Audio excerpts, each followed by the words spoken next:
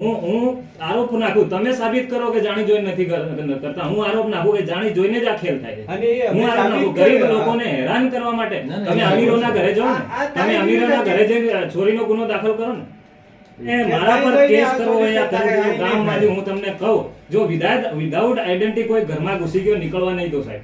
એની પર ગુનો નોંધી દીધો છે કે તમે 135 હેઠળ નોંધાયેલા વીજ ચોરીનો ગુનો બને છે.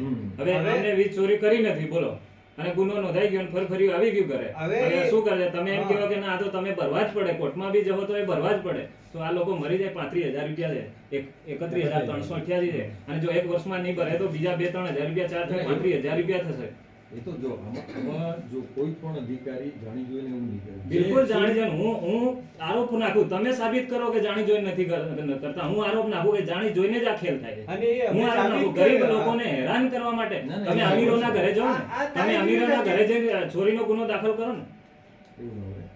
આ થાય ગયું. હવે જી કોઈ અધિકારી થઈ ગયો આ ભાઈને થાય એને બિલકુલ. સમજાવો હું સાહેબ તો તમને કે મારા પર ભાઈ કેસ આ કરવો હોય આ ચોરી ખરેખર થાય, ગામમાંથી હું તમને કહું, જો વિધાઉટ આઈડેન્ટિટી કોઈ ઘરમાં ઘૂસી ગયો નીકળવા નહીં દો સાહેબ.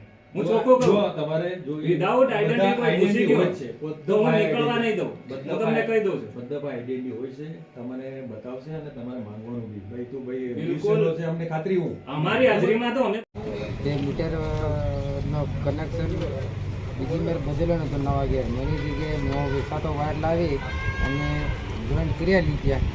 તો પછી જેવું કાગળ ખાલી તમારે બિલ લાવો એમ કે બિલમાં નામ ભાડે લખી લીધું અને મને પાછી ટપાલ આવી.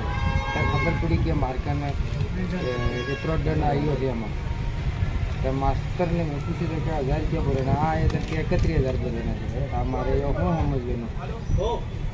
લાઇટ બિલ તે હું ભરું છે, પણ આ પાછું વધારનો કાગળ આવી હતી, એ પહેલી વાર આવી હતી. મને એને ખબર બી નથી. માનવ અધિકાર દાહોદ જિલ્લા અધ્યક્ષ. જે ઝાલોદના જે આ ગરીબ અને એવા આદિવાસી વિસ્તારના એરિયામાં ઝાલોદ MGVCLના જે કર્મચારીઓ દાદાગીરી કરી અને ખોટા બિલો આપે છે અને ધાક ધમકી આપે છે. 500 કે 1,000 રૂપિયા જ્યારે પણ આવે છે એવી રીતે લઈ જાય છે અને કોઈ પણ જાતની ઓળખ વગર દરેક જણના ઘરમાં ઘૂસી જાય છે. તે એ પોતે ચોર છે કે જેના ઘરમાં ઘૂસે એને ચોર સમજે છે. એટલે હવે પછી આવી બધી હરકતો બંધ કરે અને એમને છોડવામાં આવશે નહીં, એવું ખાસ ધ્યાન રાખજો.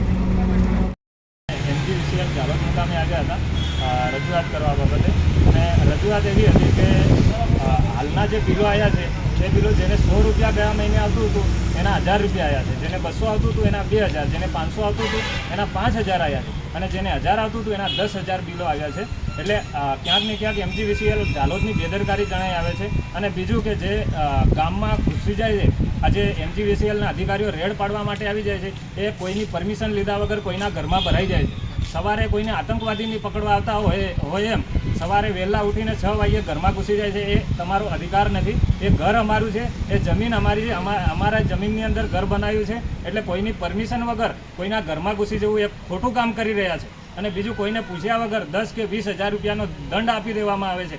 અધિકારીઓને, તમામ અધિકારીઓને કહું છું, MGVCLના અધિકારીઓ કદવાળ ગામની અંદર કે ઝાલોદ વિસ્તારની અંદર આવતા છેતી જજો. કદવાળ ગામ અને ઝાલોદ વિસ્તાર અનુસૂચિત 5 વિસ્તારની અંદર આવે છે, અને અનુસૂચિત 5 વિસ્તારની અંદર વિધાઉટ પરમિશન તમે એન્ટ્રી કરી શકતા નથી, અને કોઈના ઘરમાં પણ એની મંજૂરી વગર તમે ભરાઈ શકતા નથી. તેમ છતાંય તમે બળજબરી કોઈને આતંકવાદીને પકડવા આવતા હોય ઘરમાં ઘૂસી અને કોઈની જાણ બહાર 20-30,000 રૂપિયાનો દંડ આપી દો છે, એ અયોગ્ય છે. અમારો સમાજ, આદિવાસી સમાજ મજૂરી કરીને ખાય છે, 2 ટકનું ભોજન માંડ મેળવે છે. એવા સમયની અંદર 20-30,000 રૂપિયા ભરવા એ ઘણું મુશ્કેલ છે.